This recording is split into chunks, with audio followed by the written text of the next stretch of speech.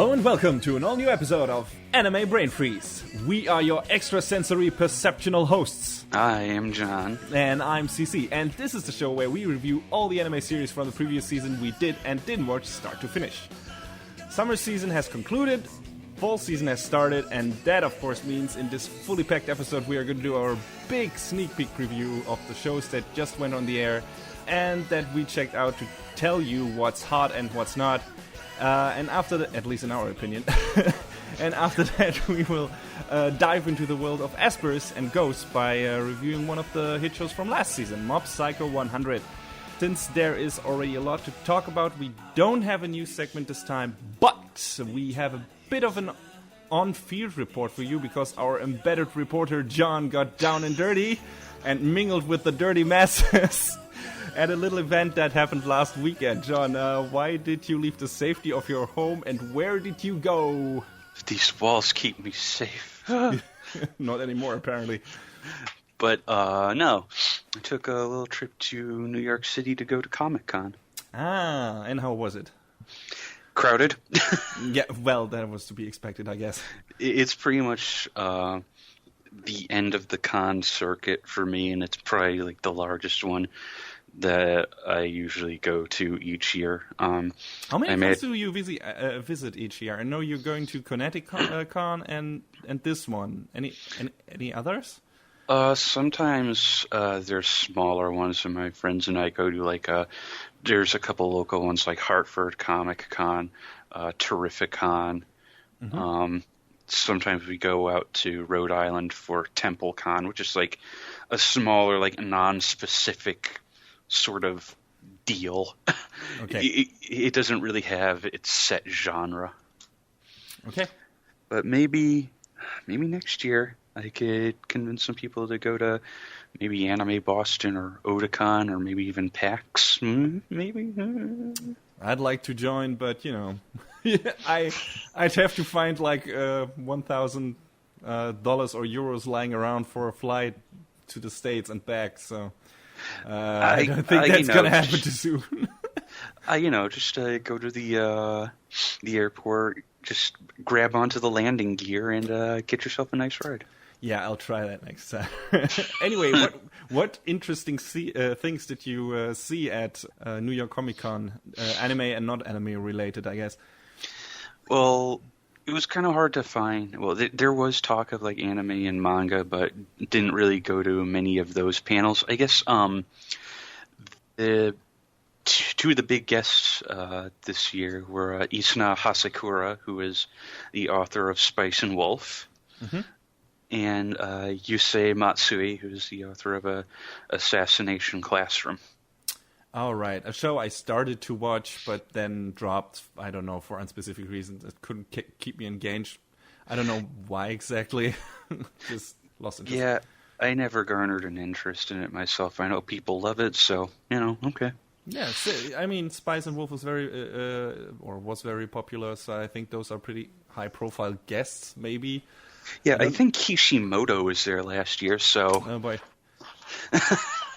But another one of the big things was, I guess, Viz announced a whole bunch of manga acquisitions, like Anonymous Noise, some of these I've never even heard of, After Hours, Golden Kamui, Vampire Night Memories, which sounds vaguely familiar, but the other two that I could actually say I've heard of are Tokyo Ghoul Re and Boruto Naruto Next Generation. Oh, right. That's the name they're going with. I guess so. I mean, I knew there was a new manga coming. Kishimoto said as much, but yeah. Yeah. So I guess we'll get a new anime as well soon enough. Whenever Shippuden is wrapping up. Probably. Yeah. I would have figured that Shippuden had already ended, but I was reading some stuff. It's like, yeah, no, the series could have ended on this note, but it's apparently still going. Yeah, as they do. I mean, after the manga story arc for the first Naruto series wrapped up, they still kept going for 100 episodes or something before Shippuden started. Yeah, I wonder if this will just be their way of transitioning into a Boruto adaptation. Yeah. I mean, we already got a bit Boruto in the movies. Well, yeah, but I'm sure they could find a way to do, stuff in a TV series. At this point, it's probably better to just, just in terms of Naruto, if you haven't watched the series, just play the Ninja Storm games, because I think it's more Hell yeah, fun. Those games are great. Yeah, and I think it takes much less time to go through the story modes of those, and the fights probably look much better in a in a lot of situations, and it's more fun. So to actually play that yourself, so. They kind of, I loved Ninja Storm 4, but they kind of cut some corners with parts of the story, because the parts that had gotten adapted in the anime, they just kind of, made into very unkinetic, still cut scenes. Okay.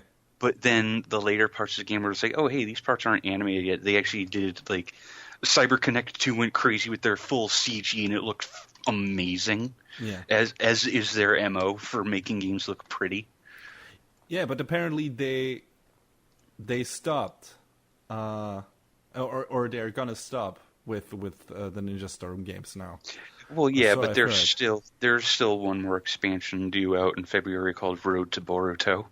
Yeah, that's the last one apparently. Which why isn't it February so I can play it? Yeah, I mean, just be patient. Eventually, and I'm wondering what they will do after that.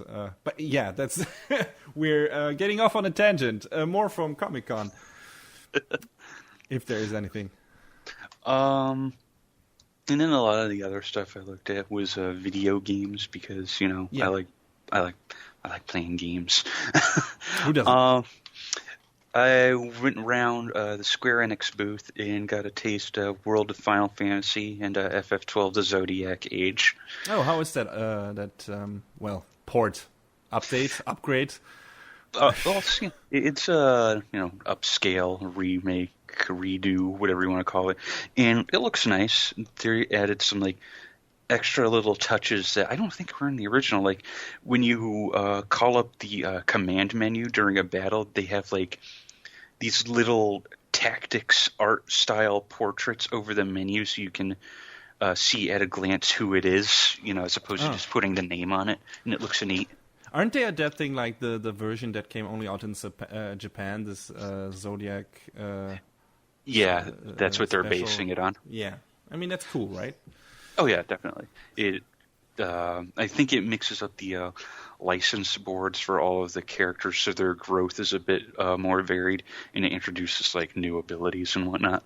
Yeah, I'm looking forward to playing that game. I never tried it out, and I would like to. So I'm probably gonna pick up that remaster. Yeah, I don't think I ever actually finished the PS2 version. Now I won't have an excuse.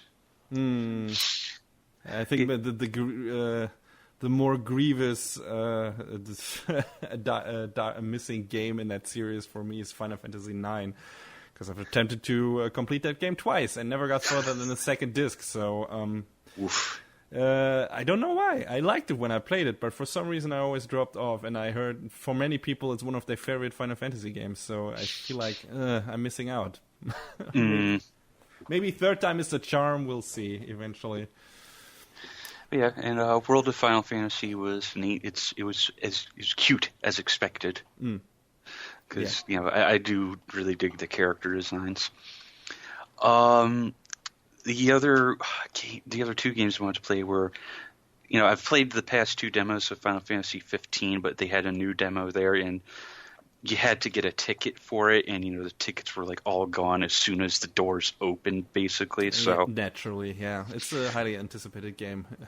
And then the line for Kingdom Hearts 0.2 was about 3 hours long. Okay. So I didn't get to play the two. I got to play a couple of demos I was interested in, but I didn't get to play the two that I really, really wanted to. Yeah. And then I made some acquisitions of figures because I weakened. Hey man, if it's in the budget. It's not, but I was like, oh, I see them and I want them. I got myself a Nendo Wind Waker Link, and then everything else was a Figma. I got Link Between Worlds Link. Where's the other two I got? Now I have to look in the bag here. I got Figma Dress Saber because can't have enough Saber. I was about to say. Because right now I have two, and someday I'll get my holy grail, the Red Saber Figma that was only packaged with Fate Extra CCC. Holy grail, I see what you did there. But yeah, I mean, you could always use more variants of your waifu, right?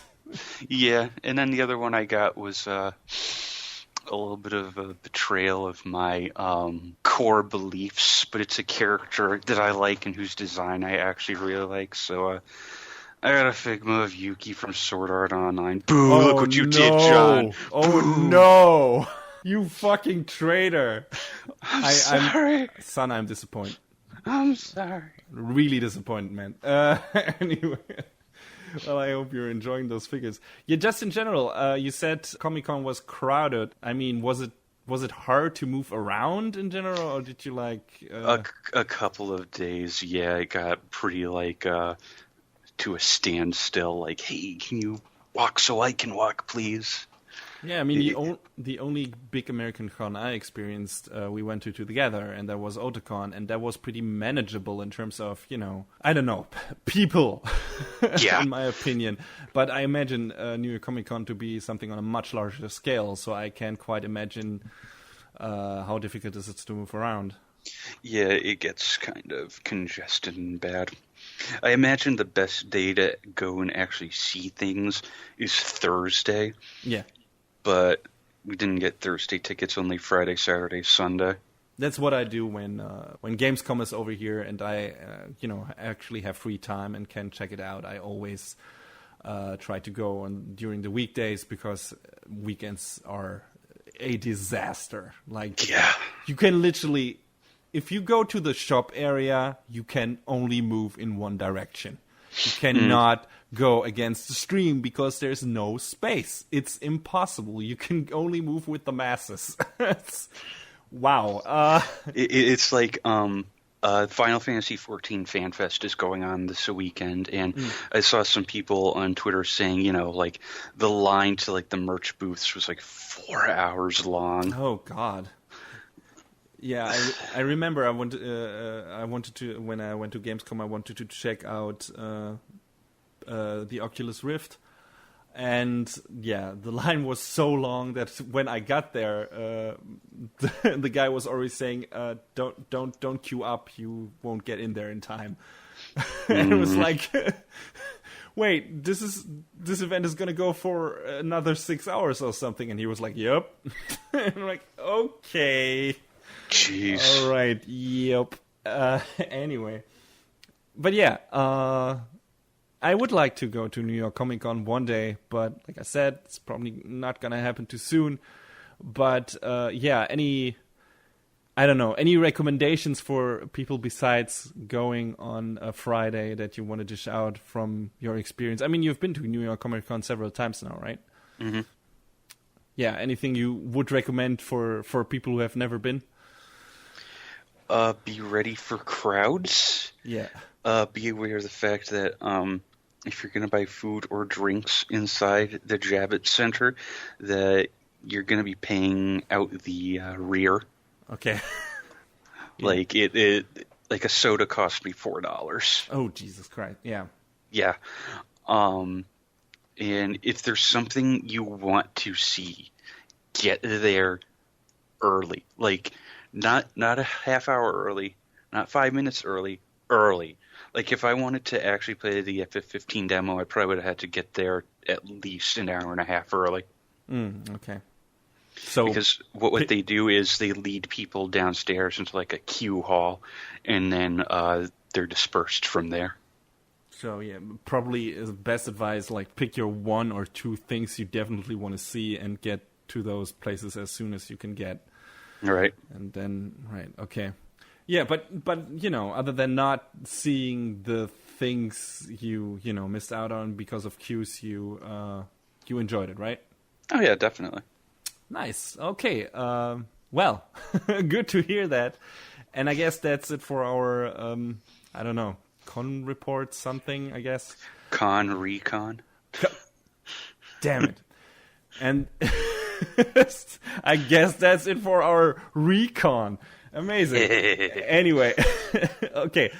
And with that, we're going to move swiftly into our big sneak peek section and talk about all the shows that started airing this new season.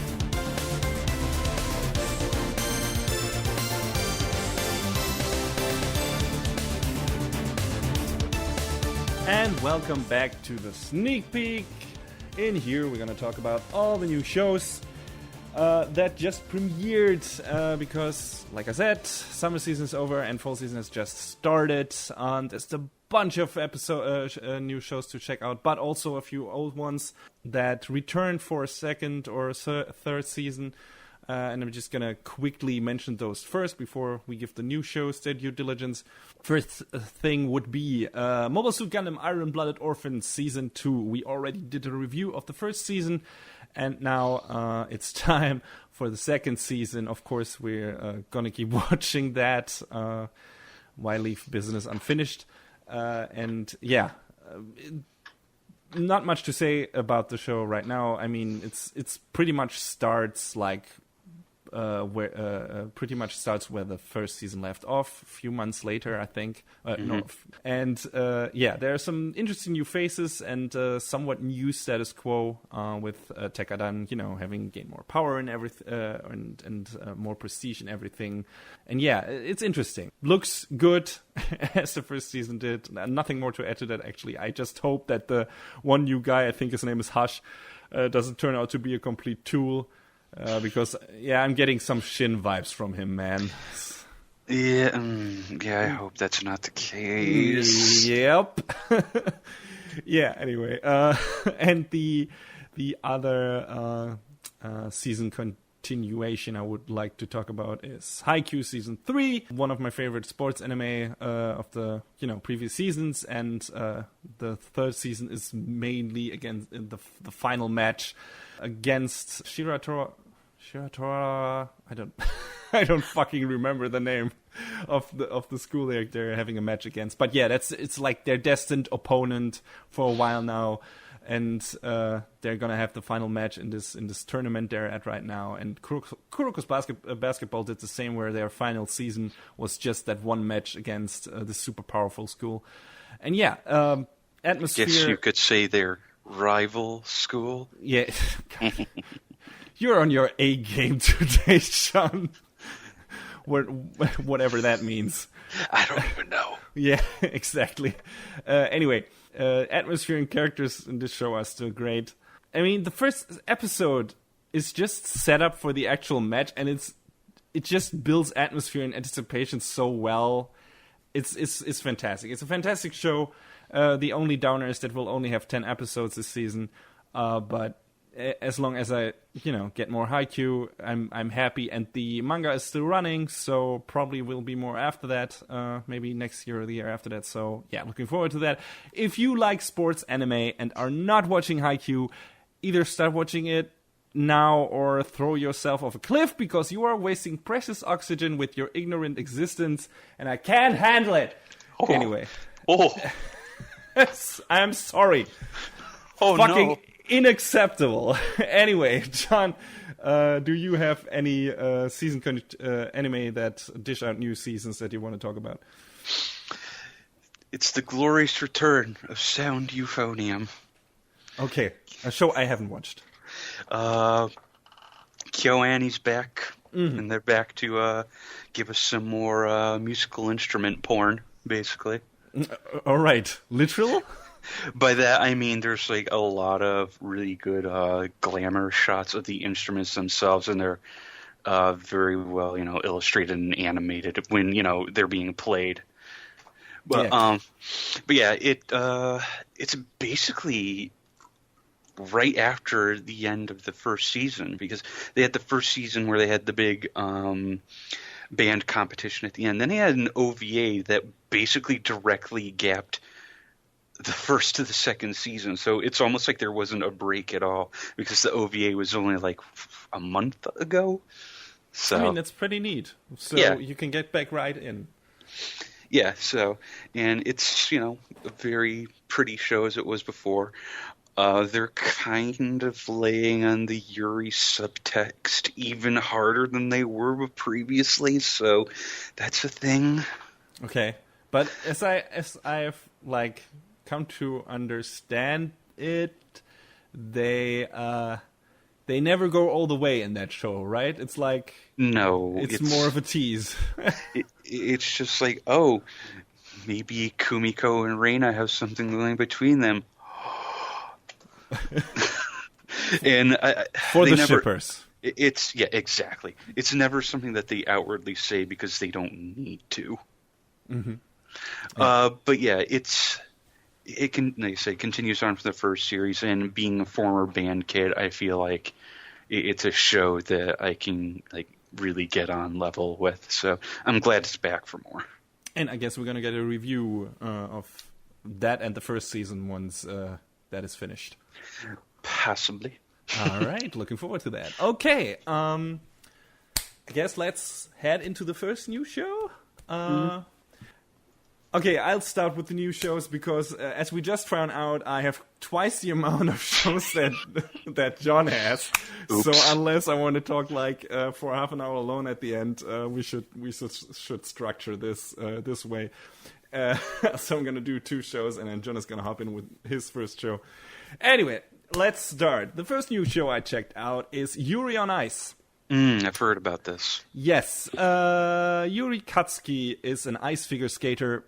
He placed last in the Grand Prix final of figure skating, even though all the hopes and dreams of his hometown rested on his shoulder, and that sends him a bit into a depression spiral for a while. He, gets kind of in a slump. He gets kind of fat.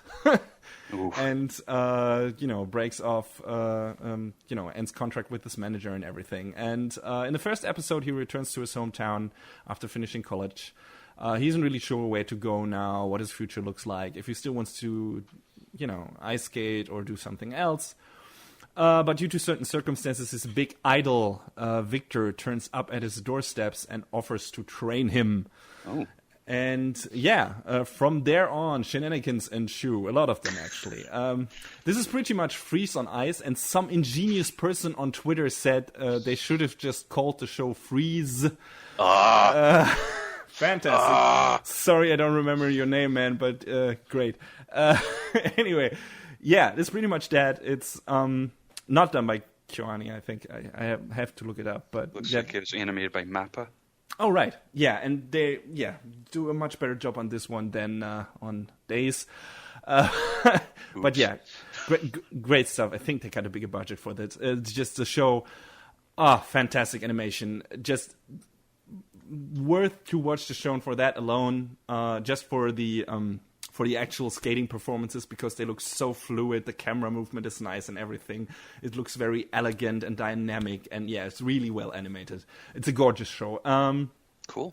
Yeah, also got neat characters, spirited atmosphere. Like, it's really fast-paced and snappy. I didn't expect that. It is really heavy on the comedy, like visual comedy, but also a bit of character humor here and there, and that works really well.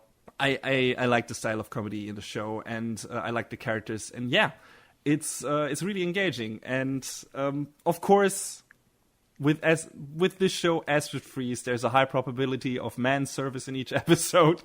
So if you can't deal with your man meat, of course the show targets a specific crowd, and that crowd will be very happy. Although they didn't go overboard until now. There is a hot spring scene. But other than that, the show is pretty tame in that regard, in my opinion. It's pretty tame with the gainers and everything, and dishing out the flexing muscles. Free was much more giving in that regard.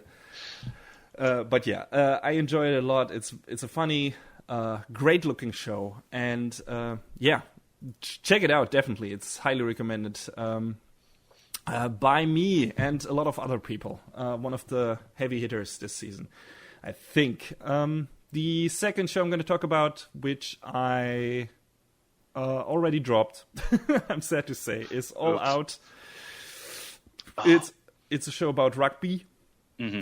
I like my sports anime, like you said when I talked about Haikyuu earlier, and I was looking forward to the show because it's done by Madhouse, and that's always cool. My ears always like perk up when I hear Madhouse, and.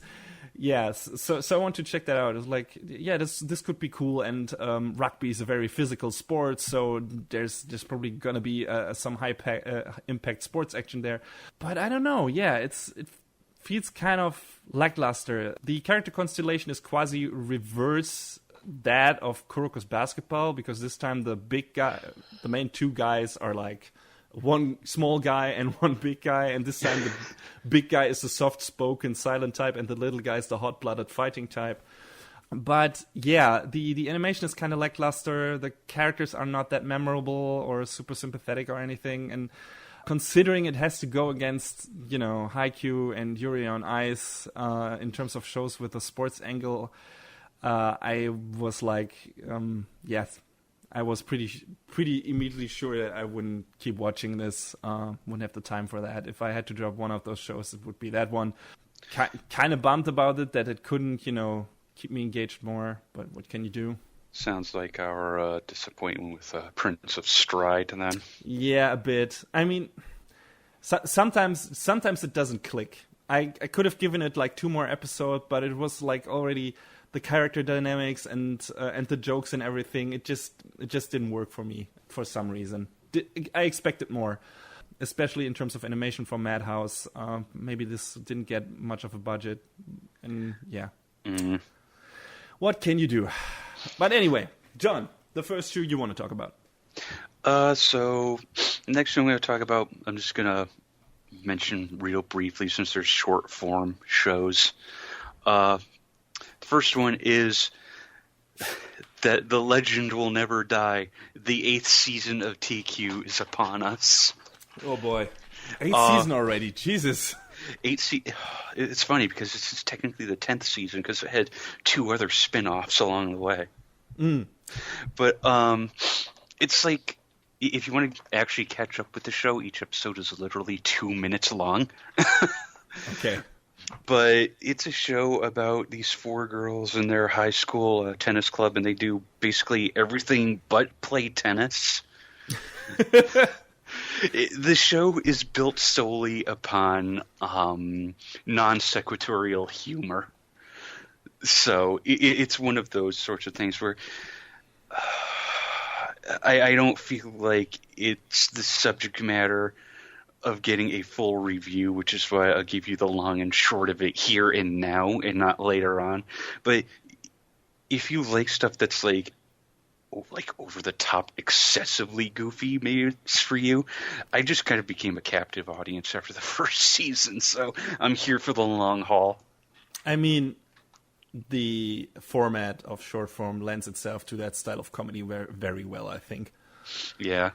So consuming that in small bits, just here, it's like a short YouTube clip you watch, and it's a funny cat video. Well, it's funny non-tennis playing people video, I guess.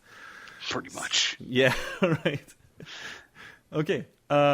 So I guess the next show I'm gonna talk about is ClassicaLoid. Oh.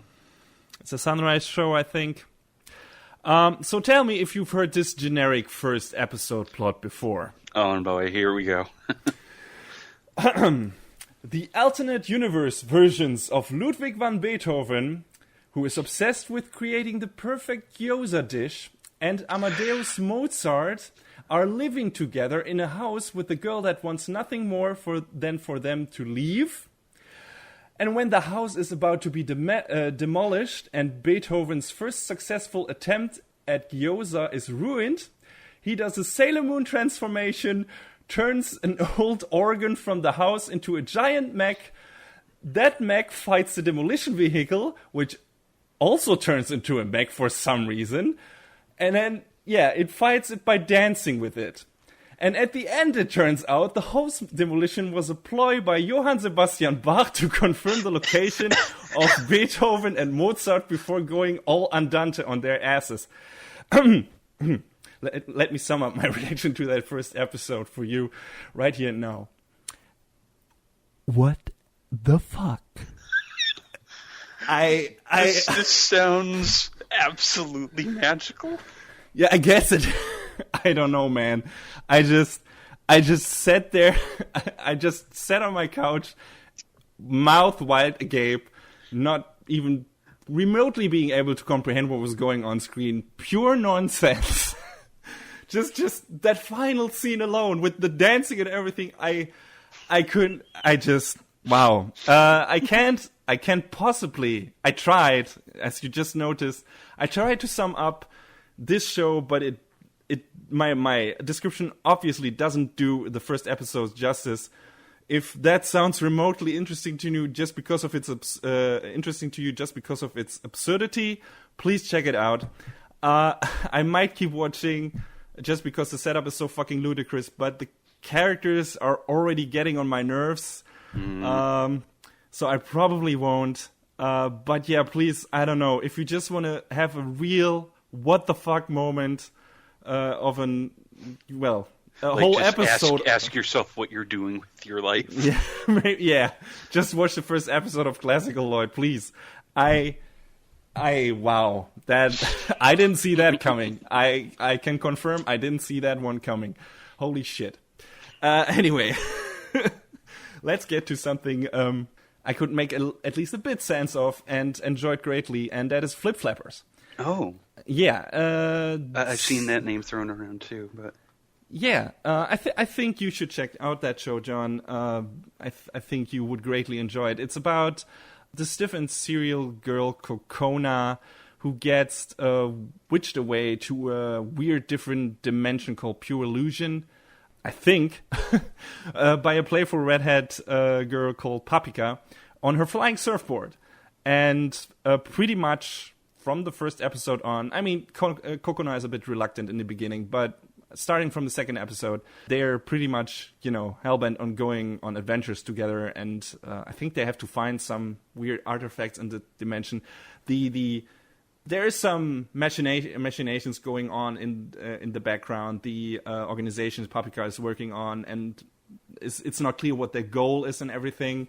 But yeah, it's a beautiful show. It's incredibly colorful. Has this nice watercolor look to it. I really enjoyed it. The second episode has like this great sequence where they literally go like to down a rabbit hole and go into this like Alice in Wonderland-esque world or part of Pure Illusion that is super crazy. The whole show is really like has a bit of an abstract and I don't know, drug-induced feel to it.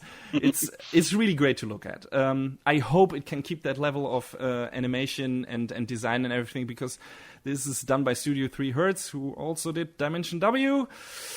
And the quality level of that got really bad in the end, in my opinion. So I hope it doesn't drop for this one, because, like I said, it looks really cool. Cool atmosphere, great animation, enough mystery to keep me watching for now. The characters are sympathetic, and I want to see where it goes. Also, it has a super catchy ending theme, which I enjoyed. Mm-hmm. So we'll see where it goes. But I think the first 2 episodes are really promising.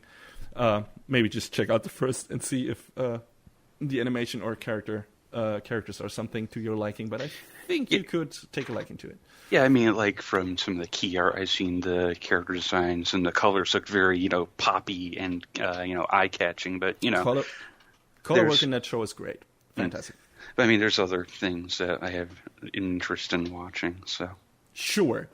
Yeah, you should talk about one of them right now, because it's your turn again. This is the other short-form show I'm watching, and it's like Teekyu. It's very much a one-trick pony.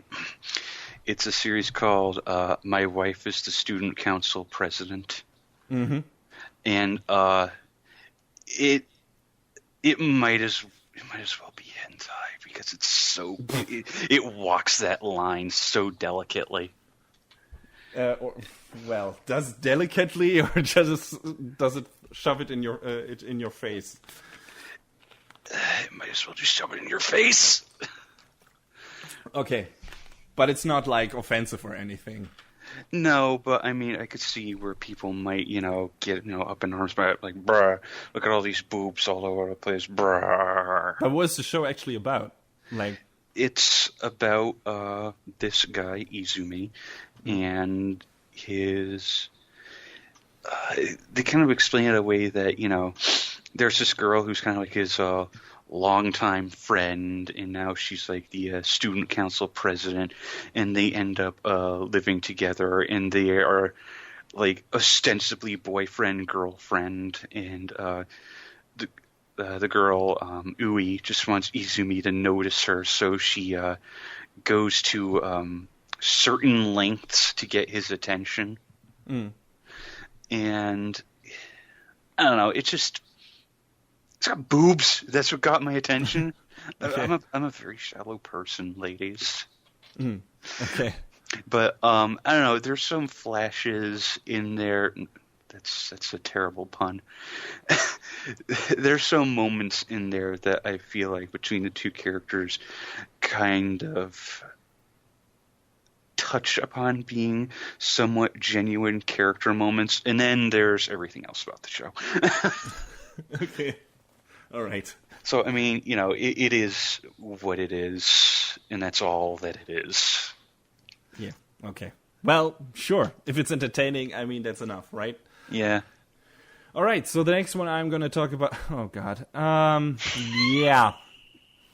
Okay. Occultic 9. Oh, no. Jesus Christ. I've heard things. Pile of hot garbage. Yeah, I have honestly no idea what that show is about.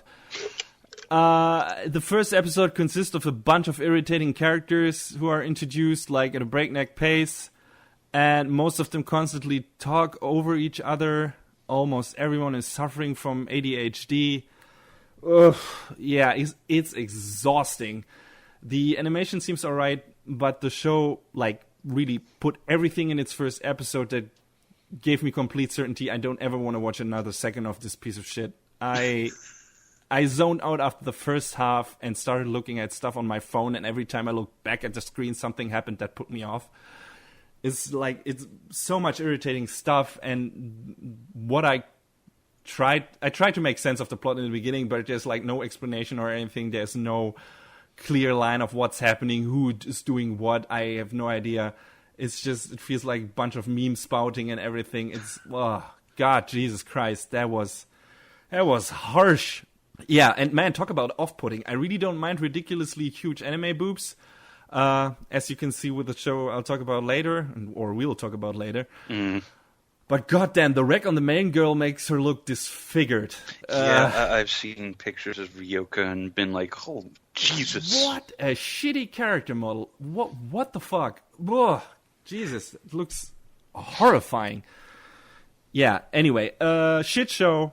Hated it. Hated the first episode. Like, really. Like, it made me almost angry. But then I decided to not give a shit. And just looked at my phone. But yeah, fuck that noise. I'm not gonna watch that, and I recommend you don't either. I would have expected better from the author of Steins Gate. Yeah, and maybe the show will get somewhere interesting, but the first episode has so much shit in it that made me not want to watch it. Like I said, that I immediately zoned out. I don't need this in my life, not at all. What I can always do with in my life is a bit good old-fashioned murder. I'm sorry. What a transition. Yes. So let's talk about Drifters. Hey. Yay. It's a show by Kota Hirano, the creator of Hellsing. And if you've watched Hellsing, you already can, or you know what that means, or you can assume. I didn't know that he did it when I started watching the first episode, but the character design kind of gave it away pretty fast. It's not the most aesthetic character design, I would say. I was saying to CC before we started recording that the character designs are like, whoa.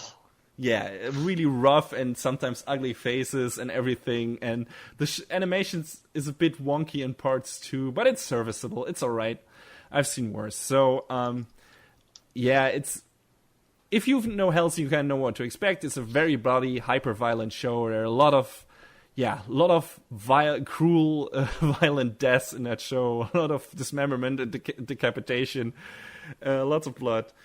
It's about a bunch of historical figures basically getting whisked away right before dying in their respective time periods to fight against each other in some kind of fantasy land. And over there, they're called drifters. Sounds like some sort of Valhalla type situation. Yeah, a bit. And in the first episode, we only get the Japanese side of things. So, of course, Oda Nobunaga is one of the characters.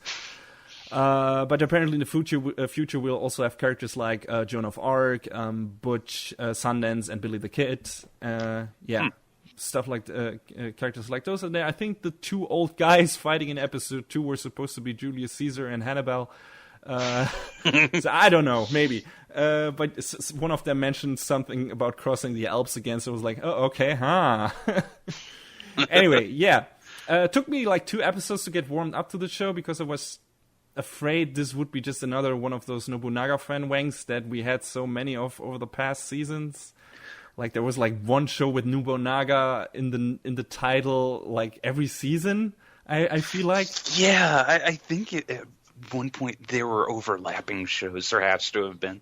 Yeah, so I think there's another one still running. But apparently it's not that.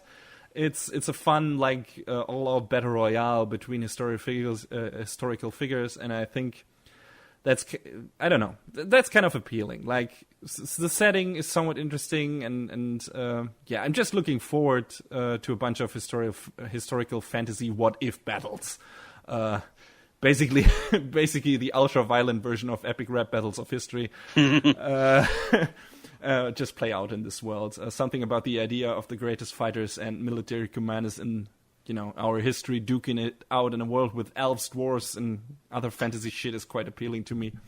The opening is pretty cool too. So looking forward to more of that. Definitely not for everyone. Like I said, it's not for the faint-hearted people out there, but if you like your a bit of hyper-violence here and there, and I don't know, crazy fantasy shit, give it a watch maybe. It's been entertaining, and I kind of want to see where it goes. So cool. What's the next show on your roster? I think it's time to go back to work with web working. All right. While it is the 4th season of working, it is not strictly linked to the other 3 seasons of the show, because apparently after the original series ended, the author decided, hey, I'm going to, take this series and make it into, a web manga with a different cast of characters. Basically, what is the restaurant Wagnaria has apparently been franchised out, and now there's more than one location. So our main character, Daisuke, gets a job at this sister location, and he's surrounded by all sorts of crazy people there. Okay. Like, we've got a girl who can apparently see and interact with ghosts and spirits, but doesn't believe in ghosts and spirits. Oh boy. Okay. How does that work out, though? This is like in the first episode, but this girl walks up to the front entrance and says, welcome. Can I show you to a seat? And there's no one there. Wait, did working have a fantasy angle before? No, not strictly. So I guess they can get away with it because it's more of a spin-off this time. Yeah, a little bit. Okay. But it seems like you're enjoying it, and it's up to par with the older stuff. Yeah, it's got the same kind of goofy, likable cast. I think I said on Twitter, it's like you got to transfer at your job, and you're making new friends in a similar setting, sort of situation, and it's just it's fun. It's animated by our friends at A1 Pictures, and this is one of the shows that they have to do well. Yeah. It's in their contract. I firmly believe that. Well, didn't they do that for? I mean, the other shows look good, right? Yeah. So yeah, I guess it's probably popular enough that they get enough of a big budget, like they did with Sword Art Online or something. Mm-hmm, mm-hmm. Oh well. Okay. Yeah. I hope you're gonna enjoy the rest of that too. I think it'll be fun to watch. You know. Yeah. All right. Next show I'm going to talk about is a blast from the past, I guess. Tiger Mask W. I don't know if it's double or W. I've seen again another name I've seen thrown around, but don't know anything about. Yeah, it's based on an old 1970s wrestling manga. Oh shit! You know, like what if wrestling was real and deadly? That's basically the angle. Hold on, are you telling me that wrestling isn't real? Oh, sorry, John. Did I ruin your fantasy? Shit! Fuck. Anyway, I'm sorry, but yeah. So story setup: the mentor and father, respectively, to two boys, gets badly injured and I think paralyzed because he's in a wheelchair later in the ring by his opponent Yellow Devil. And the two boys start training and, don the identities of Tiger Mask and Tiger the Dark. And, they both try to find and enact revenge on Yellow Devil in their own way. It's got old-ass 70s designs. And they're updated pretty well, like they did with... for Parasite and Ushio and Tora. Those were 80s shows. But yeah, they did the update for this one pretty well again. And the animation in the first episode could be worse. But considering it's a Toei show, it most definitely will be worse later on. So I don't have any real incentive to keep watching the show. Since the characters and story setup are not really interesting. I mean, if you really dig really old school sports and shonen stuff from the 70s, maybe check this out. I'm not really a fan. For me, the good stuff started in the 80s. Mostly, except when it comes to science fiction stuff. But I wasn't that intrigued with what I saw in the first episode, so I'm pretty sure I'm going to drop it. Yeah, that doesn't mean that it's a bad show or anything. It's just that, it's not for you. If the animation in the fights, if the fight choreography was more interesting or anything, that would have won me over. But like this, it just it's too flaccid, I guess. Not for me. Anyway, yeah. And the next one I'm gonna talk about is Nanbaka. Yeah. This is another weird one. It's about like these four wackos with special abilities who are trying to escape from Nanba prison, the apparently safest prison in the world. And yet in the first episode, they're already pretty much at the gates or managed to get out of the out of the actual building, but then get held up by a special warden. The setup for this sounded more interesting than the first episode turned out to be. It sounded like, okay, this is going to be maybe... has like this dark twist to it, and they have to escape the prison in each episode in a new way or something, and I don't know, maybe each episode one of them gets killed or something, I don't know. But yeah, it's basically a comedy show with rather bad slapstick. There are some story setups that could turn into something interesting, but I'm not really willing to stick around those characters long enough to find out they're somewhat irritating, and I'm not really interested to see what happens to them. Yeah, I mean, I had read like a surface, or no, I think I saw like the first PV for it, and I was like, wow, this looks goofy. And I just kind of went on my merry way. Yeah, and I mean, it's in the title too, like Nanbaka, and this show's mentioning several times, everyone is stupid, the inmates are stupid, the guards are stupid, so that's true, and it's not really, I don't know, the humor is just not for me, it's maybe too basic. Not that creative and everything, so yeah, I didn't enjoy it. And while I think the super colorful designs of the show look somewhat cool, like it's really, really colorful and really popping, but there's this weird sparkly filter on everything that's really weird. It's like the picture is like it's someone threw sparkly dust on a picture, and it's like blinking the entire time, like in every scene. And yeah, it's it's I don't know, off-putting for me at least. I don't know. Wasn't that fun? That fun to look at. But yeah, it sounds like it's an acquired taste, maybe. Yeah, maybe. Just felt mediocre to me. Anyway, another show you want to talk about? Brave Witches. Yes, which is jump right into it. Which is kind of a sequel to Strike Witches, I believe. Yeah, it takes place 5 years after, I believe, and it focuses on a new main character, Hikari Karibuchi, and it's all about this story that takes place in like a World War II era, fighting off these aliens called the New Roy. It's all very familiar territory if you know Strike Witches proper. Takes place in not Europe and in not France. Like they kind of go out of their way to call things, call different places things, other things. It's kind of like with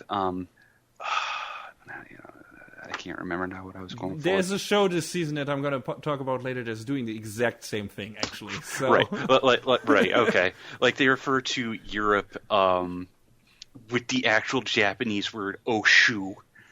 Okay. France is Gallia. That makes sense.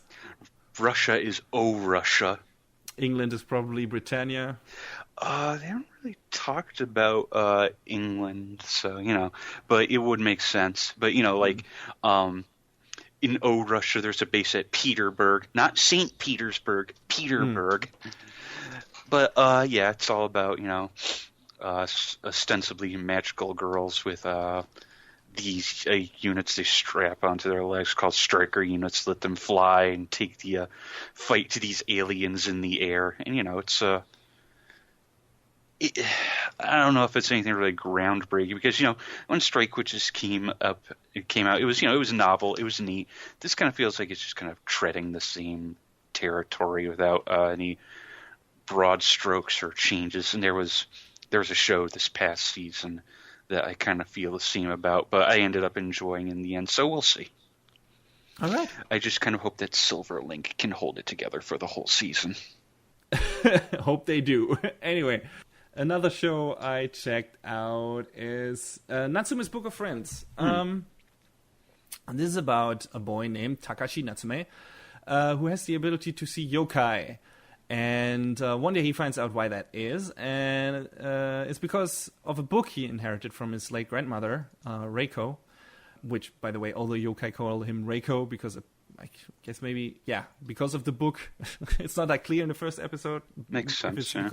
Because of his smell or something, or maybe he smells like his grandmother, or But I think it's because of this book, because in this book his grandmother collected the names of a lot of yokais, wrote them down, and thus bound pretty much the yokai to, I don't know, to her.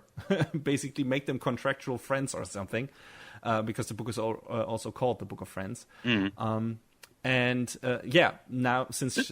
Takashi inherited the book from her, he is, that's the same for him now. And when he finds out, Takashi makes it his goal to find out all the yokais' names around town and erase them from the books to set them free. So... that sounds kind of like a pleasant concept. Yeah, he seems to be a cool guy. Just from the atmosphere, this gives me a bit of a Flying Witch vibe. Small town, rural life, some weird supernatural beings. But this seems a bit more plot-focused than, slice of life. And the yokai are cool and weird and even a bit scary in some regards. There's this weird woman living in a vase or a pot that moves around in the first episode, and everyone's saying, "Oh, stay away from her. She's scary," and she kind of is, like, with this weird long arm coming out of the of the pot, and And this is, it's cool. It's just cool atmosphere. It's a bit weird, and Takeshi is a sympathetic main character, and he has this cat with him, this yokai cat that can turn into like this giant, I don't know, Ninetales Fox-esque thing. And he calls the cat Sensei for some reason. I guess we'll learn more about that as the show progresses. But yeah, it's just, the show feels cool, has a nice atmosphere. I assume it will be mostly about Takeshi finding out what kind of person his grandmother was and why she created the Book of Friends and everything. And I'm down for that. It seems like a good, chill anime to relax to. And yeah, I'm looking forward to... delve deeper into that world. Cool. All right.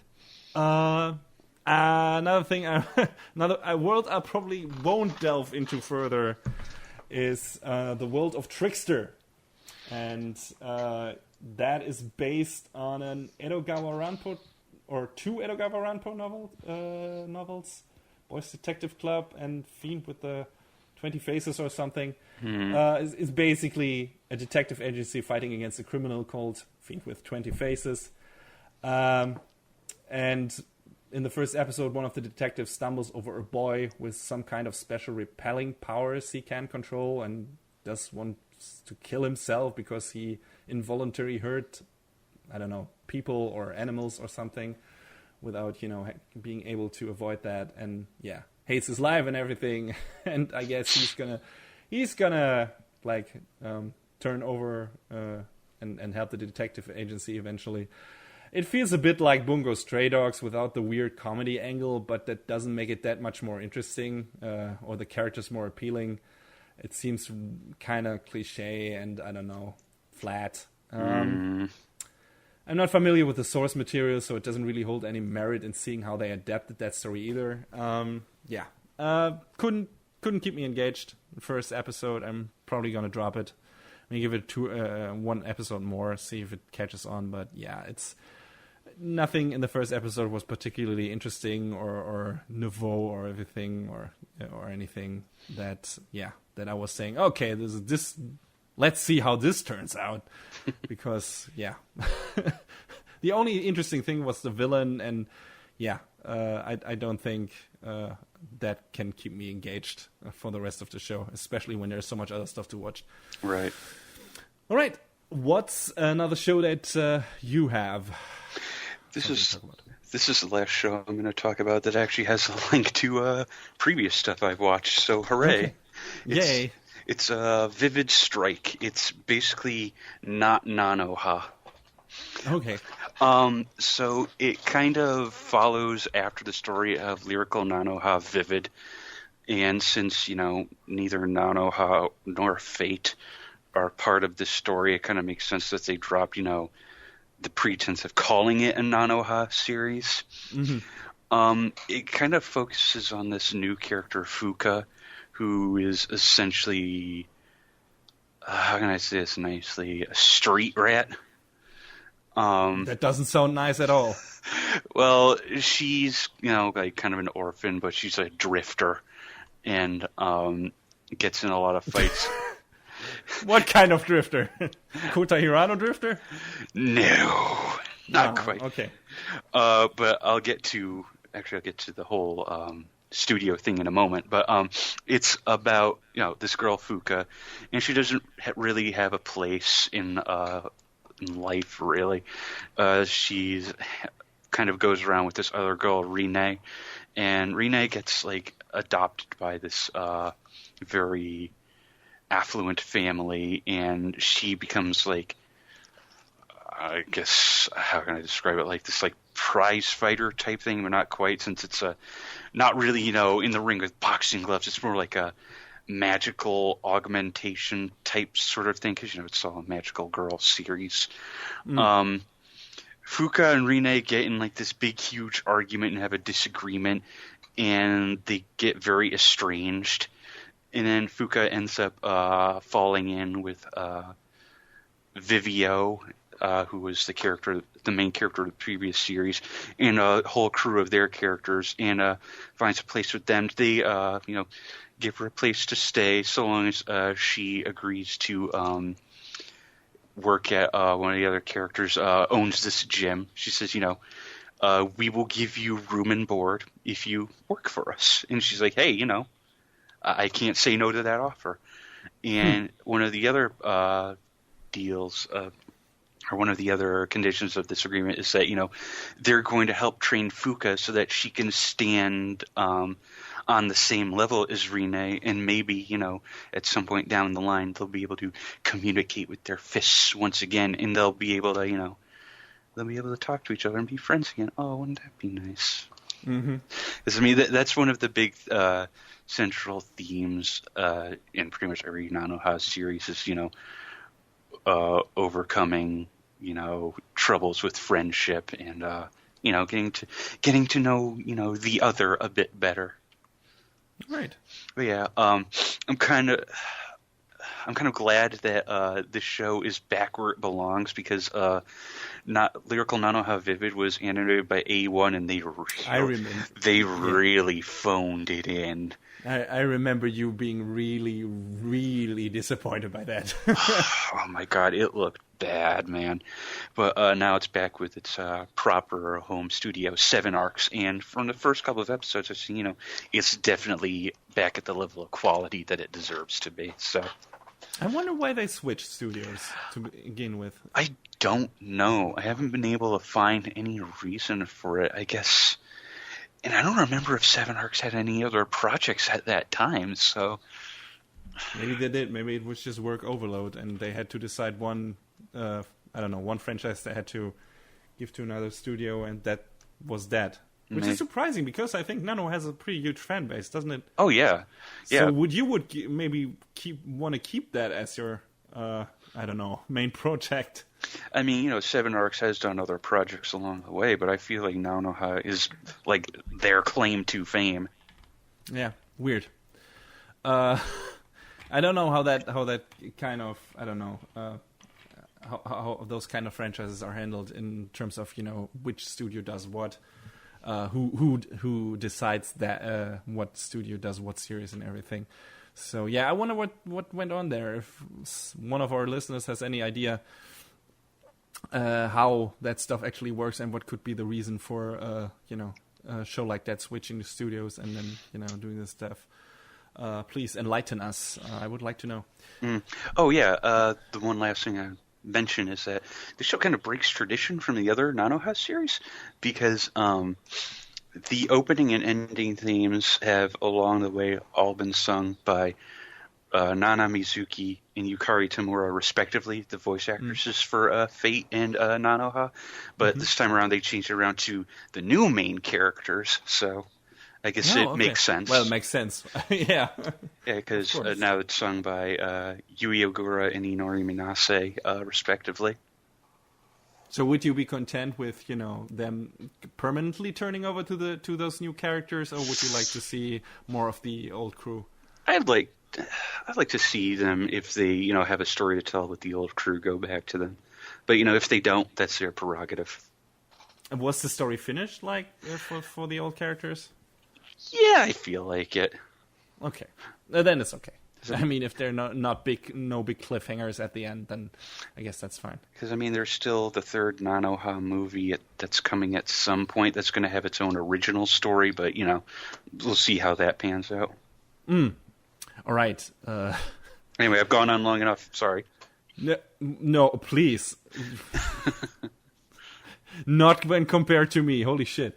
Anyway, let's talk about a show that I know we both checked out. Let's talk about Keijo! With how many exclamation marks in the title? I don't know. 8 exclamation points. Anyway, the first thing anyone who ever played a video game, I guess, thought when they saw the trailer for this was, oh boy, someone turned the infamous Dead or Alive Extreme Beach Volleyball minigame into an anime. Yeah. Yeah, because that's basically what it is. You know what's funny, actually, is there's a cross-promotion with DOA X3 in Japan. That's a smart thing to do, obviously. Why wouldn't you do that? Right. I mean, like, are they like doing DLC and putting characters from the anime into the? I think it's just their swimsuits, not the characters proper. Oh, that's a shame. Although maybe that's going in the future. Maybe it would be fun at some point if they added in some of the characters from the show, though. So yeah, this anime has like the very complicated story setup of a bunch of girls standing on floating platforms using their tits and asses to knock each other into the water, and that's it. And then they win big cash prize if they're the last woman standing. Yeah, and that's pretty much the main motivation for our main character in the beginning. It's like, holy shit, you can earn a lot of money with this dumb shit. Let's do it. It's like, what? Okay. Sure, that's a good motivation as any, I guess. And it's what it is. It has no reservations about what it is. Exactly, it's a dumb fan service show. It's tits and asses fights. It's, I don't know. At least the first episode was pretty well animated, in my opinion. I think it's done by Zebek. It doesn't deserve to be as well animated as it is. And maybe the animation quality will drop later on, we'll see. But yeah, for now, I think the fight choreography was actually good, in my opinion, even though it was stupid and ridiculous. The can it be boobs? Can it be an ass that looks like giant boobs? Yes, it can. Yes, it can, and it is a special move. I love that the show like that has actual special moves. It's kind of like a tournament fighting anime in that regard. It's ridiculous. It's a sports anime, but with a really goofy twist. It's sports, or sports anime, or something like, I don't know. A bit of Dragon Ball feel in certain parts, just like, okay, we got actual fighting going on here. Yeah. Anyway, it's mindless fun.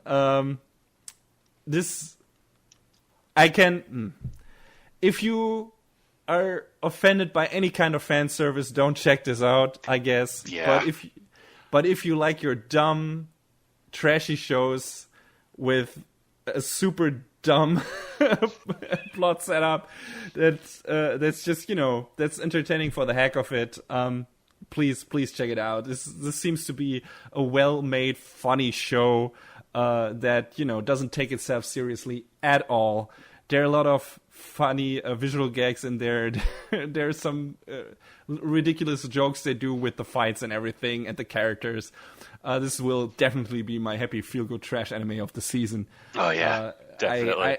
I enjoyed the shit off the first episode. I hope the series keeps up that pace and that level of animation quality. Yeah, Jesus Christ. I mean, didn't expect to enjoy the show that much. I'm usually not into fan service only shows, but this was just so dumb and so over the top and such a stupid promise, but going all out on that stupid promise and all the way, and just the extra mile in terms of presentation. Yes, all the yes. They're not pulling any punches on it. They're just going in hard, and I respect them entirely for that. So yeah, I don't know if I miscounted or anything, but I only have one show left, John. So you want to go next? Sure. Yep.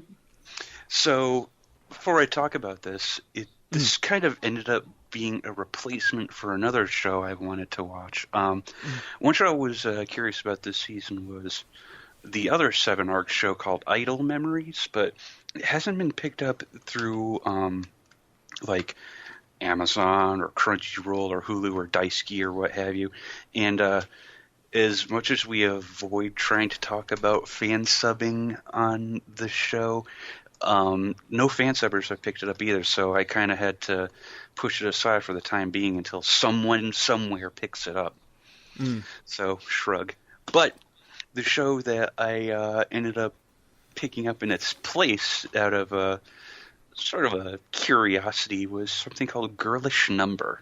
Mm-hmm. Watched the first episode of that as well. Because I saw a tweet about it that was very much a commentary on, it's about this girl who's, trying to become a big name voice actress, and it's like, oh, here's your next role. We have the source material back at the office. Would you like to read it? Oh, is it a manga? No, it's a light novel. Yeah, she got this great look on her face. The look on this girl, Chitose's face, is just like, it's perfect. It's spot on. We've been there. We all have been there. What I love about it is the show is created by Wataru Watari, or co-created by him, who wrote my teen rom-com Snafu, which is also a light novel, so he knows exactly where he's coming from.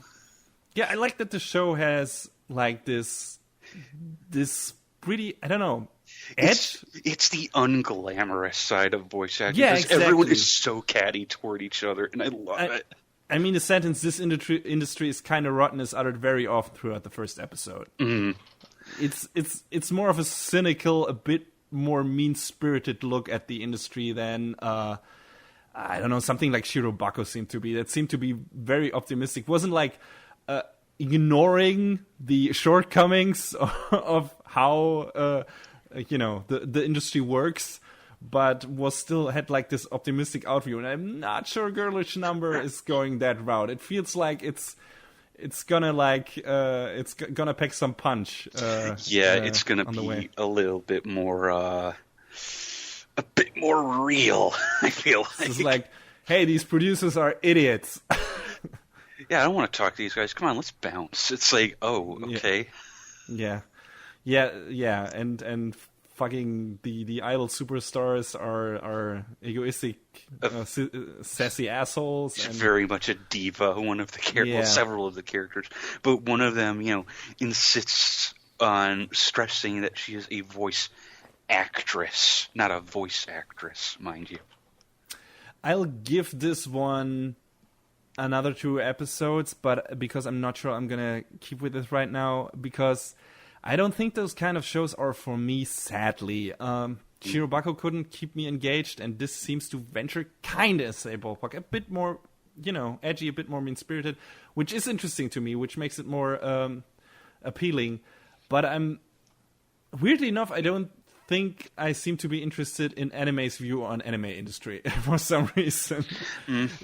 It's like, okay, yeah, that's cool. Maybe I'd rather watch a documentary about that. I mean, it's fun to see, tackle this in a cynical way.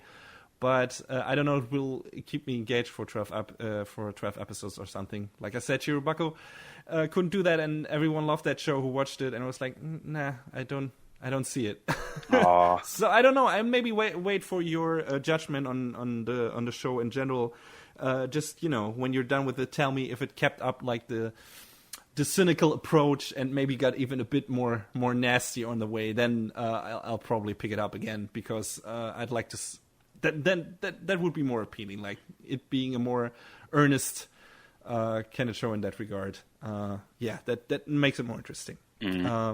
But it seems like you are all in after the first episode.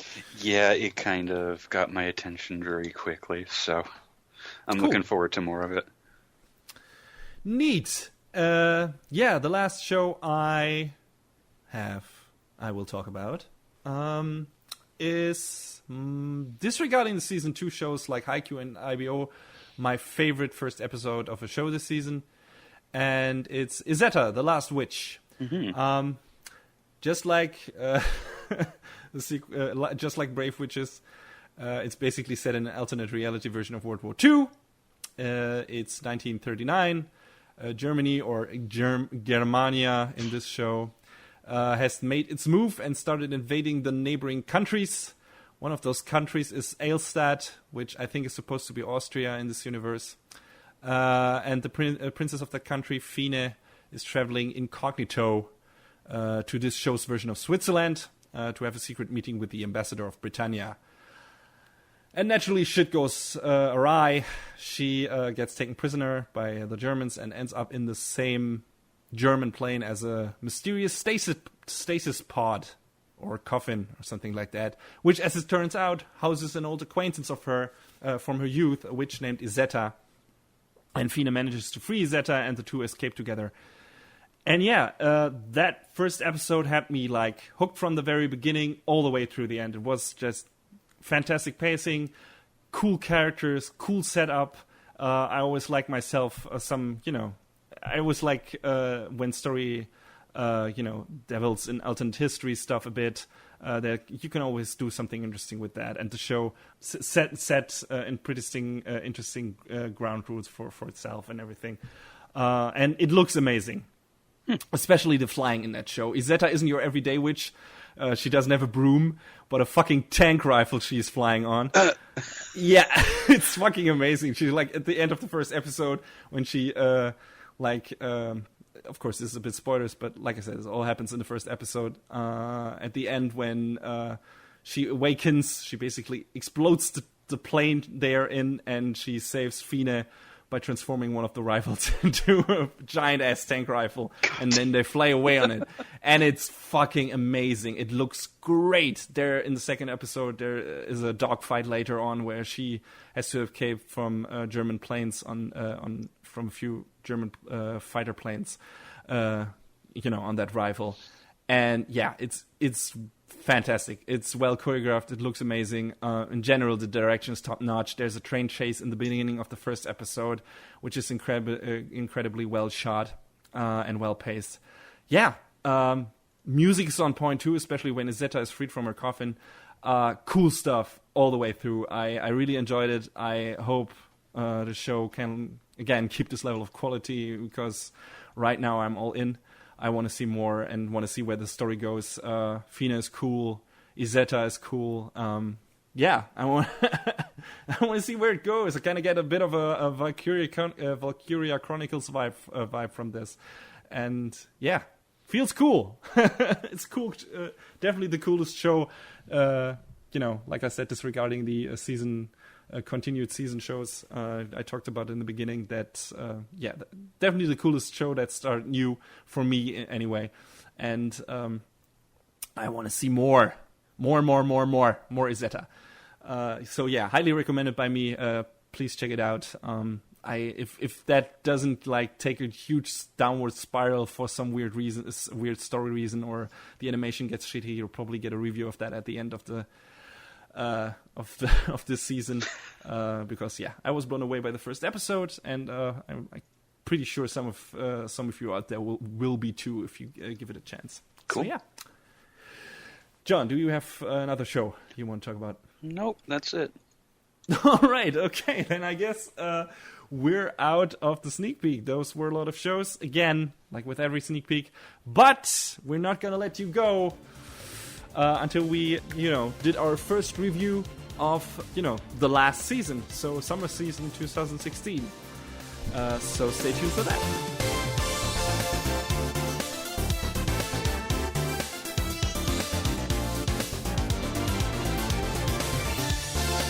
Shigeo Mob Kageyama is a boy with tremendous psychic powers. Under the guide of his somewhat crookish boss Reagan, he uses those powers to extinguish evil spirits.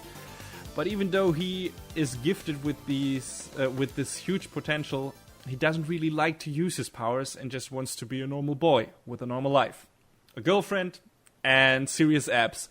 But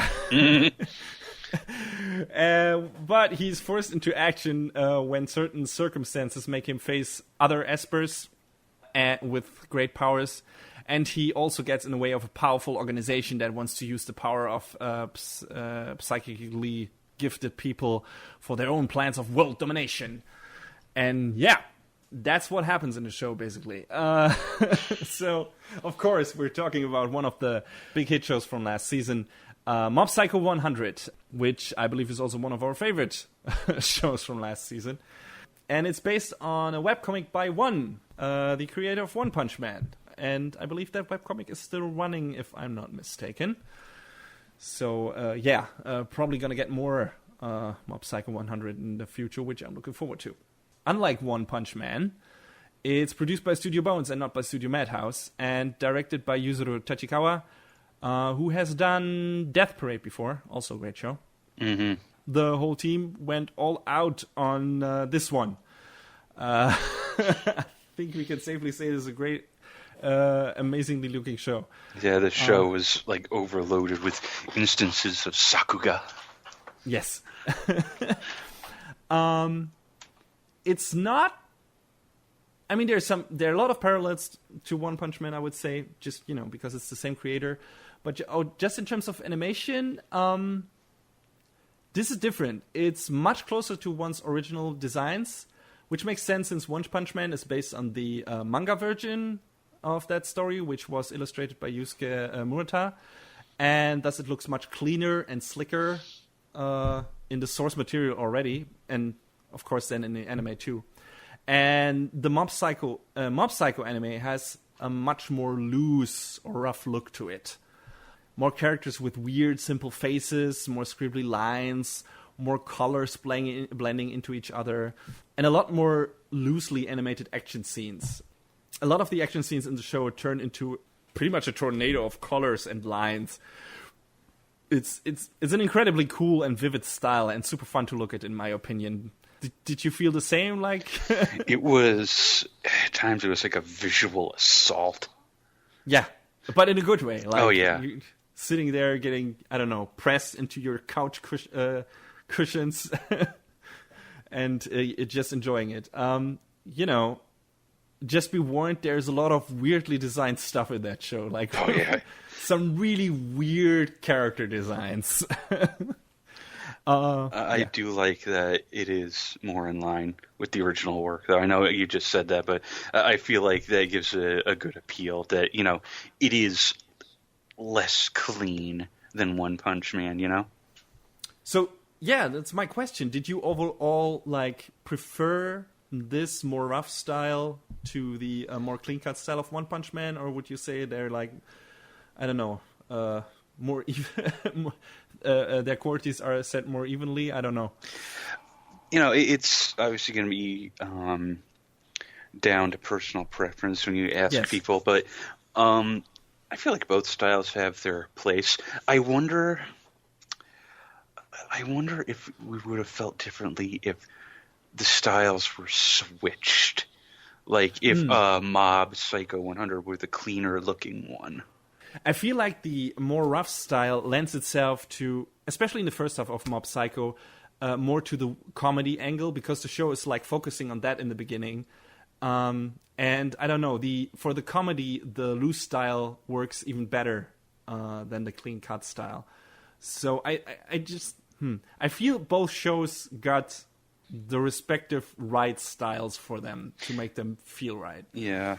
Like you said, it would be interesting to see One Punch Man in a more loose style of Mob Psycho, but just in terms of how the shows are approached and what the story is like and what the characters are like, One Punch Man feeling more like a classic action show.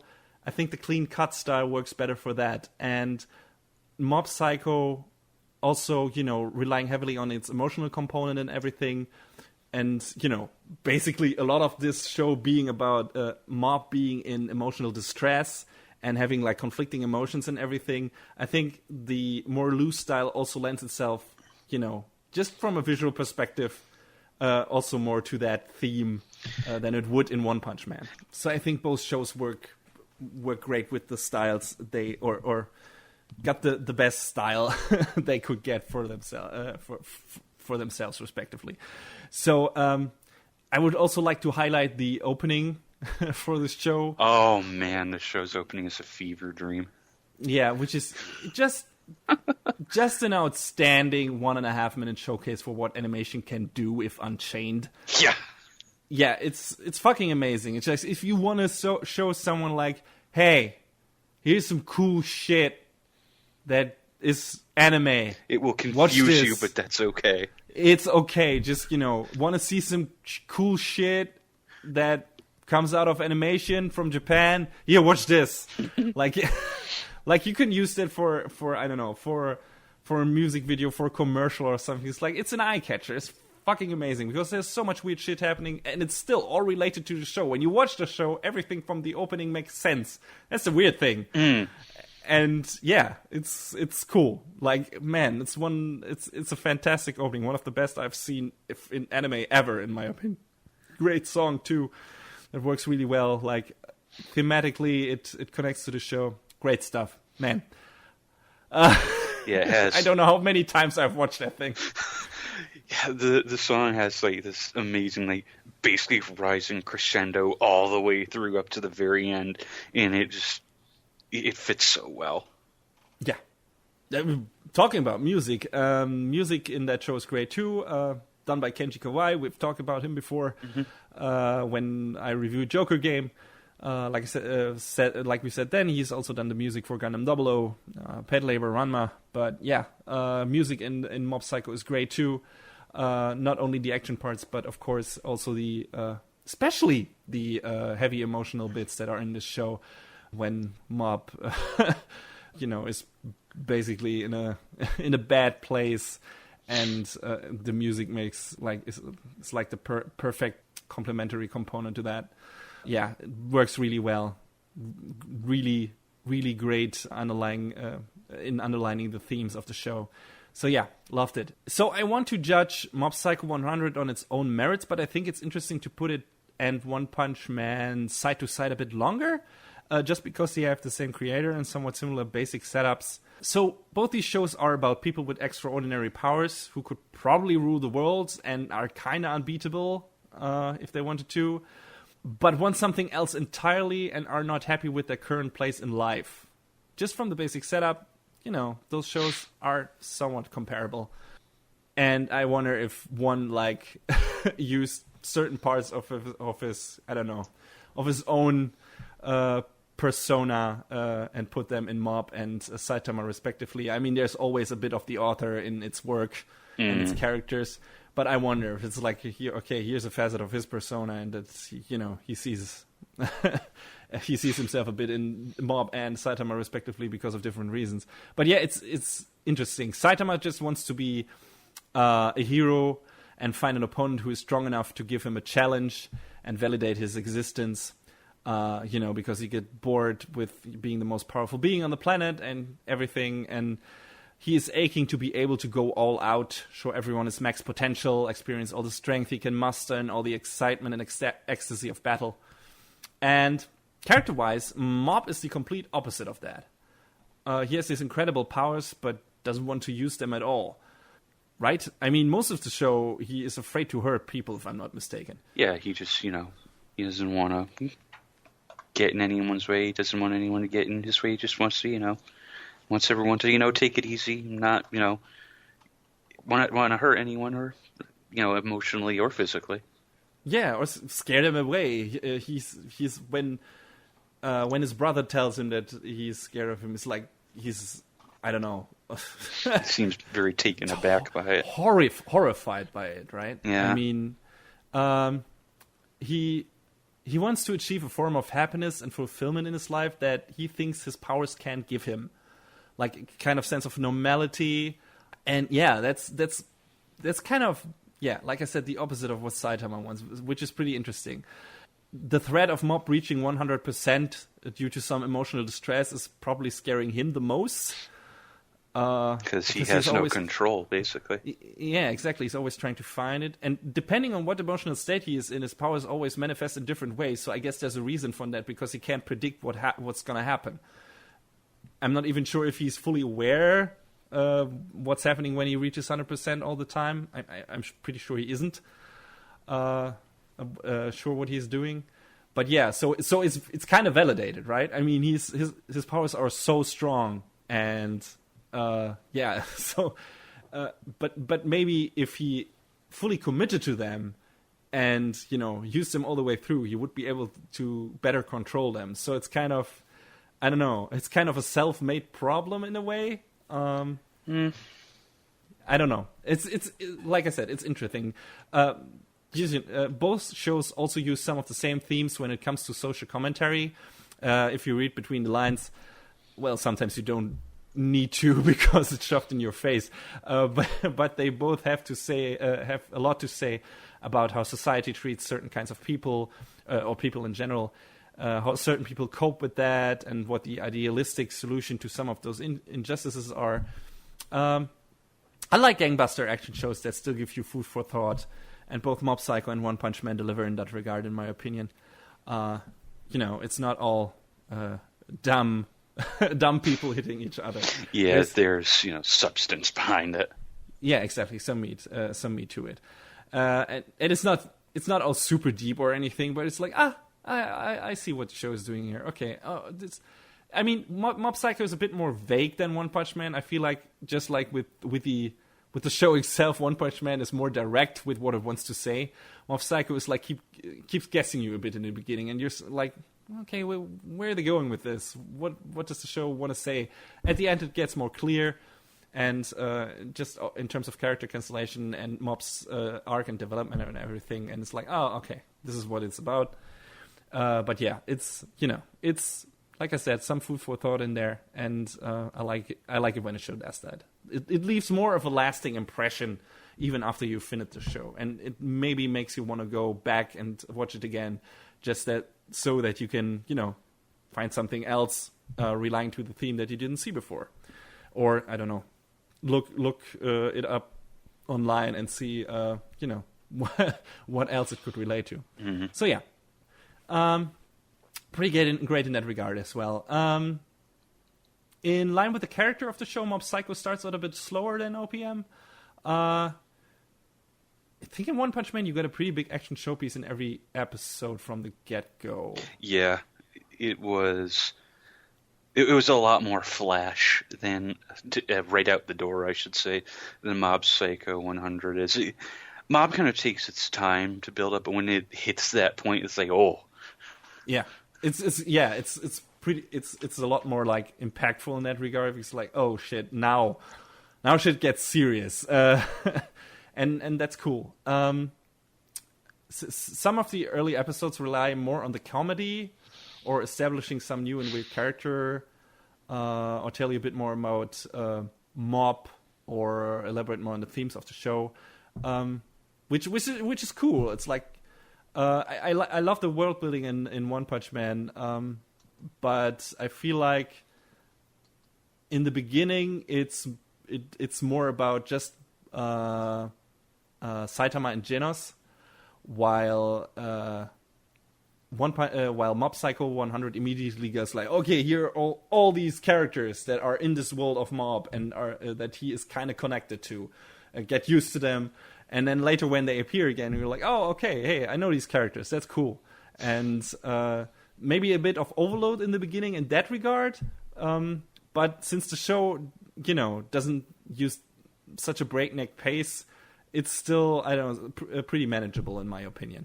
And they're all kind of interesting characters and enjoyable. I love the bodybuilding club people and... The fucking lazy Esper Club people who are just sitting around basically playing fucking video games. Except for that one girl who really wants to meet an alien. It's like, there's Espers out there, we have fun. Oh, we can do it later, though. Yeah. And then they meet Mob, it's like, why don't you join our club? I want to join the bodybuilding club. One of my favorite scenes is probably where they're... where their club is about to be closed and they like strut through the hallways trying to find new members. That's fantastic. Just so many cool visuals in this show. Not just for the action scenes, for the comedy too. Like I said, that style lends itself very well to some great comedic moments and some great visual gags. So yeah, a lot of that in the beginning of the show. Later on, it gets more serious, but still, it retains that level of comedy. One Punch Man always stays funny too, but it feels like it took more of One Punch Man took more of a serious, straightforward action approach than Mob Psycho did. Like the styles of the show, One Punch Man is a bit more clean cut, more straightforward. Mob Psycho is a bit more, hey, now we're going here, and this is more loose, and this is more a bit more rough, but it's also very enjoyable, and it comes together at the end. So. Yeah, in terms of main characters, I think Mob is a bit more faceted and interesting than Saitama. Which isn't saying that Saitama is a boring character. Hell no. But he's a bit more one-note. Ha! Revenge of the puns. Anyway, he definitely has somewhat of an arc, mostly due to Genos appearing on his doorsteps and kicking him into action. But I think Mob has more of an actual character arc and is more conflicted and maybe a bit more relatable than Saitama, albeit not as entertaining because, he's a bit more... He's controlling his emotions because he's scared of his powers. He's a lot more introverted. Yeah, exactly. He's more soft-spoken, he's more polite and everything. He's very nice. Saitama can be somewhat of an asshole if he wants to. And in that regard, they're pretty different characters. But, like I said, I love Saitama. I think he's great. He's super entertaining. He's a fun character. But just in terms of an actual arc and character development, Mob is a bit more interesting.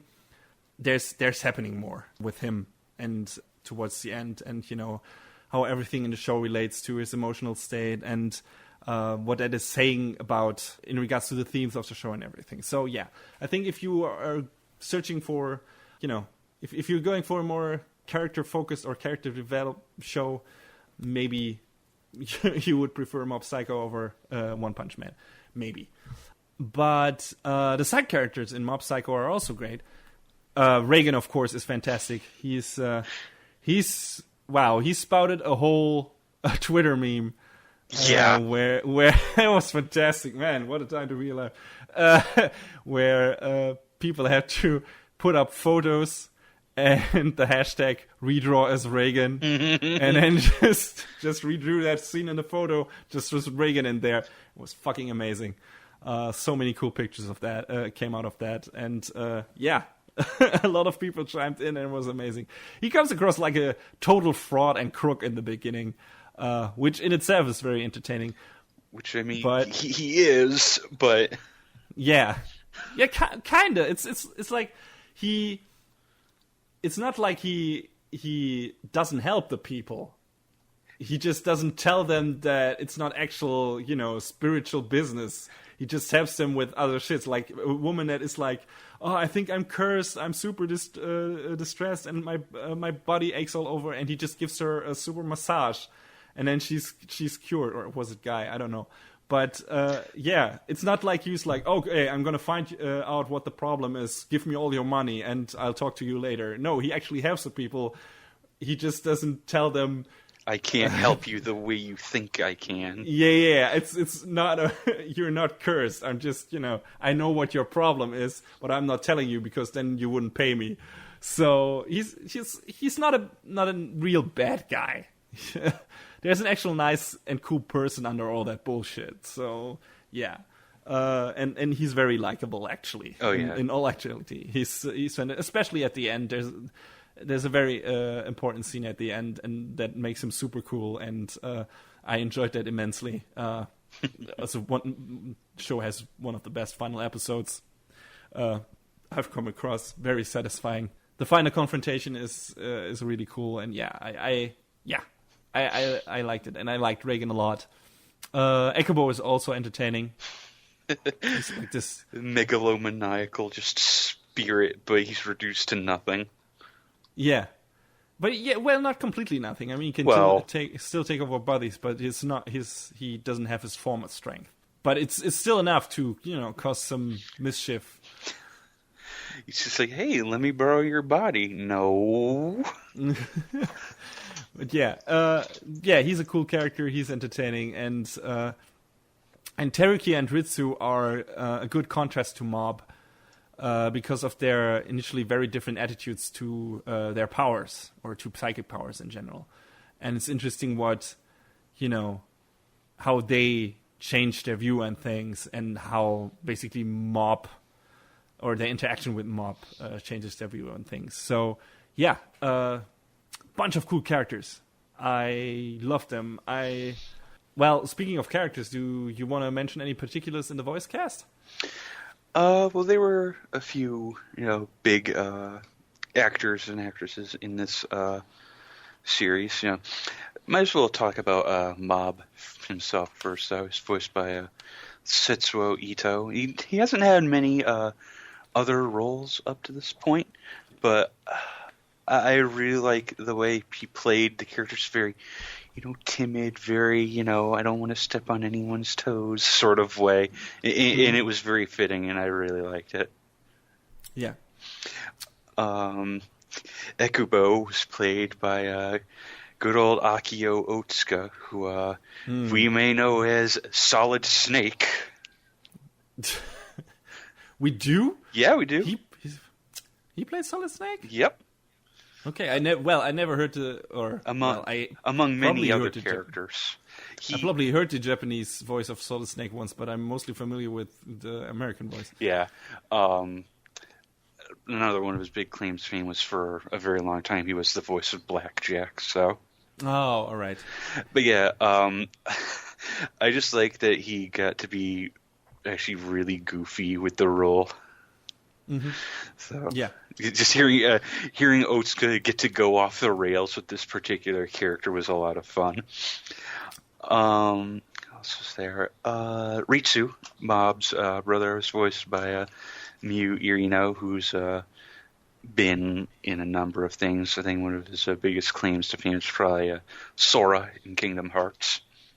Mm-hmm. And but if you don't play Kingdom Hearts the way I and another friend do, you might know him as Saji from Gundam 00.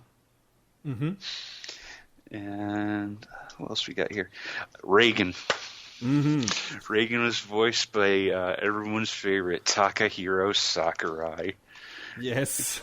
I love Sakurai because he's got such a great range. He can go from being, very quiet and, very easygoing to just being loud and boisterous the way Reagan gets at times, like just, I was about to say, he can use his full, range in that character. Yeah. Because Reagan is all over the place. She goes from being, very, very advisory, very almost fatherly to, in the next moment. Such a great character. God damn it. And Teruki was voiced by Yoshitsugu Matsuoka, who's he was Kirito in Sword Art. We're going to push that aside because he's been in actual good things. He gets more crazy in this one though than Kirito ever got, and he gets later on more sympathetic too. Yeah, he gets to be a little more brash and open, but yes. He still plays a very appealing and fun character. Oh, that's right. He was also for you. He was Soma in Food Wars. Oh, right. Food Wars, yes. A show that we will revisit later this review season. Mm-hmm. I can promise you that. Yeah. Anyone else? There's, some other people who played smaller roles in there as well. So it's a very large cast because there's so many supporting characters. Yeah. And all the way through, really great performances. Yeah, I love the characters in the show, and the voice cast did a good job of bringing them to life. And yeah, what was your favorite thing about the show? I'm just gonna throw that out there. Was it one of the characters? Was it the overall plot? Trying to pick a favorite character. You always ask me this, and I always have a hard time because I like so many of the characters. Except for in shows. Well, you can name anything. You don't need to name character. I just like that, this came out of the same mind that One Punch Man did. And, there's enough contrast in there, to see that he's able to write, something with a different sort of flavor to it, Yeah, exactly. I was really surprised by that because just from the beginning, like I said, when it's super powerful Esper, and it's like, oh, wait a minute.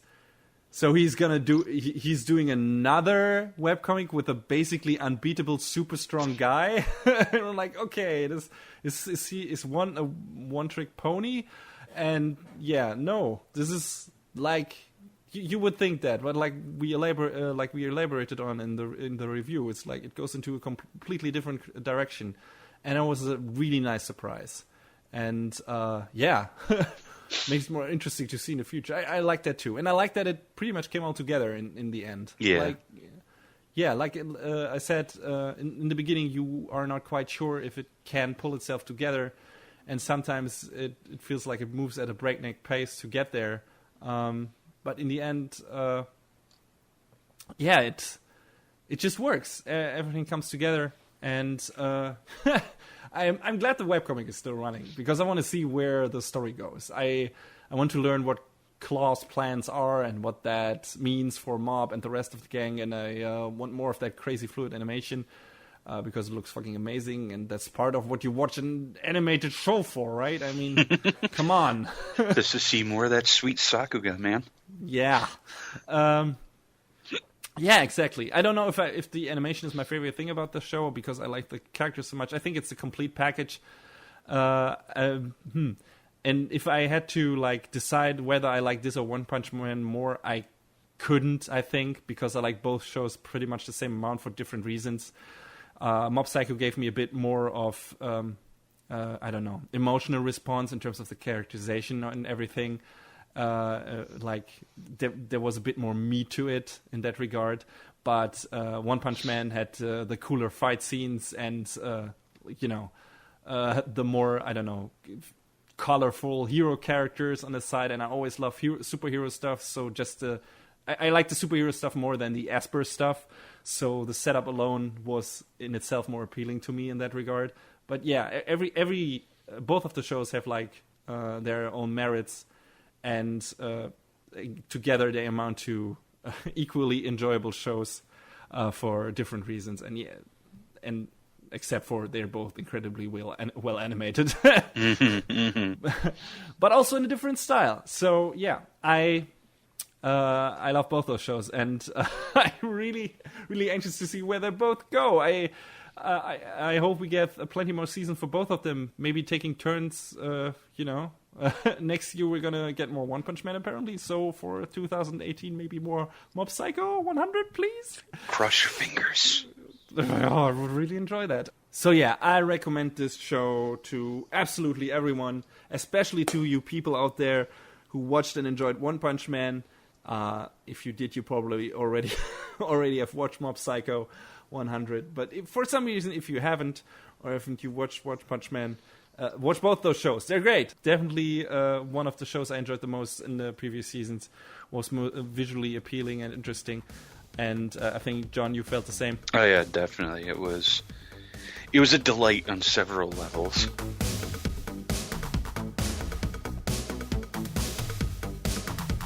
And that is a wrap on the 17th episode of Anime Brain Freeze. All the music in our show is from the Double Dragon Neon soundtrack by the amazing Jake Kaufman. Please go to vrit.bandcamp.com and check out his awesome work. You can find us on YouTube, Facebook, Twitter, iTunes, Stitcher, SoundCloud, and animebrainfreeze.com. Leave us comments and questions any way you like, or send an email to animebrainfreeze@gmail.com. Thanks for tuning in. We hope you had a good time, and please join us again on our next show. Macht's gut. See you later.